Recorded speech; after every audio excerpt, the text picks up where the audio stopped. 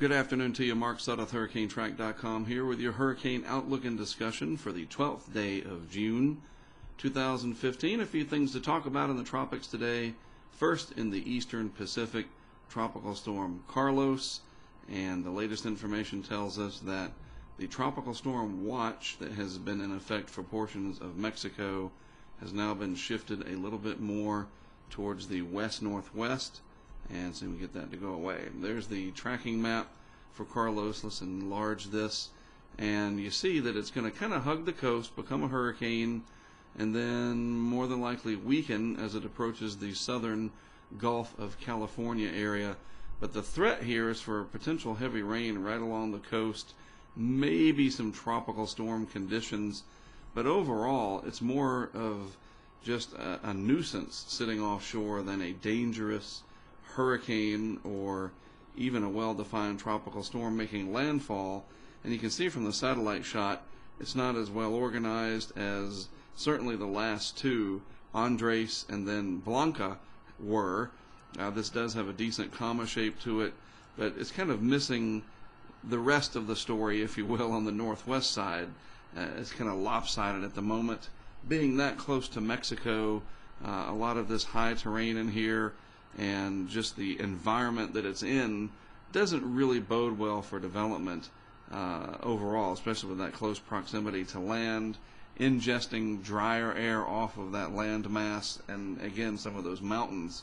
So more of a nuisance with some heavy rain definitely possible along the coastline, right along the extreme western edge of Mexico, and then maybe eventually up towards parts of the Baja and the southern Gulf of California as this inches along over time. So folks in the region, keep an eye on it, but really not a big problem in terms of hurricane development and impact, though, as I mentioned often, the heavy rain aspect of it cannot be discounted, and people need to watch that. Now, this is an interesting chart. This is the 850 millibar field of the GFS, and that's about 5,000 feet in the atmosphere. And you can see a very nice, well-defined outline of a ridge of high pressure sitting over the eastern United States and the western Atlantic. And that building westward is allowing this to stay off the coast of Mexico instead of coming right in. And then another ridge sitting out here to the west of Carlos, a little higher up in the atmosphere, not showing up at the 850 millibar level here, is keeping it offshore, basically. So I want you to watch a couple of things as we go through the next 4 or 5 days here. This is Carlos, shows up very nicely in the model. And then watch what happens in this area as something tries to develop in the western and southwestern Gulf of Mexico. So here's the loop over the next few days. There's Carlos coming up closer to Mexico, but then this ridge tries to build in some more, and Carlos kind of gets shunted along without making a direct landfall, ending up there on the very extreme southern end of the Gulf of California. So if I stop the loop at the end here, notice there's Carlos, and then there's this other feature, interestingly enough, somewhere in the vicinity of Corpus Christi. You see the outline of the ridge here, big bubble of warm, high pressure building over the western Atlantic. It's like a mountain of air, so anything that develops in the tropics is kind of like a water balloon bumping up against that big mountain of denser air. And so these tropical cyclones go around the ridges of high pressure. Let's take another look at this particular system in the Gulf. This is the European model, and this is valid, it looks like Monday the 15th at 8 a.m. Eastern Time, and we're again looking at the 850 millibar vorticity. And here it is right here. Let me outline it in yellow, actually. Pretty good area of vorticity showing up in the Euro. Kind of a small system. We're not looking at a large tropical wave packet of heat that comes off Africa and moves all the way across and develops into a huge tropical cyclone. Nevertheless, we have a chance for some development here. Only the upper level winds look to be a potential hindrance. This is a close-up of it on the GFS. As I zoom in here, this is valid. When is this? I need to check the chart there. So this is valid 72 hours out, and you can clearly see a nice area of vorticity, not very well organized nor very strong, which we wouldn't expect it to be. There's Carlos down here. It looks a lot better in the model field.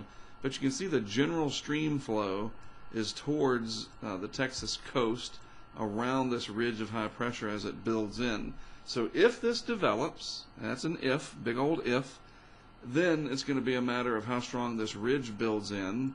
And by the way, it's going to be very hot underneath that ridge over the Carolinas and up the I-95 corridor. Kind of yucky the next few days, early next week. But the strength of that big bubble of high pressure is going to set up shop out here, will determine where this goes. If it's stronger and more westward, then this could get shunted into northern Mexico or near Brownsville, South Padre Island. If this is a little bit more to the east and a little bit weaker, then this could come up towards the Houston, Galveston, Freeport area.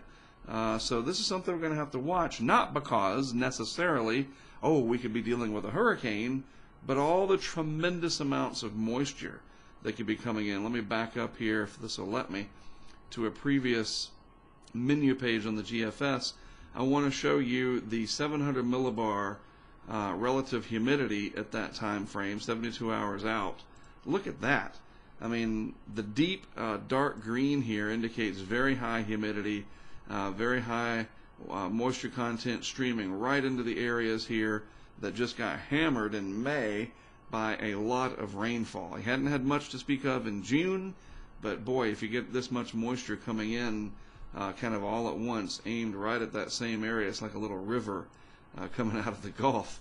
You know, that's something you need to keep an eye on, and it's part and parcel of the whole idea of keeping watch on all the hazards of a tropical cyclone. And by the way, just to take a look at it on the official level, Hurricane Center does mention it.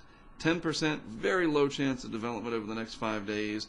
They cite strong upper level winds cutting across this part of the Gulf of Mexico as being a big preclusion, not precursor in this case, but precluding development from taking place. We'll see. Got some support from the Euro model and the GFS.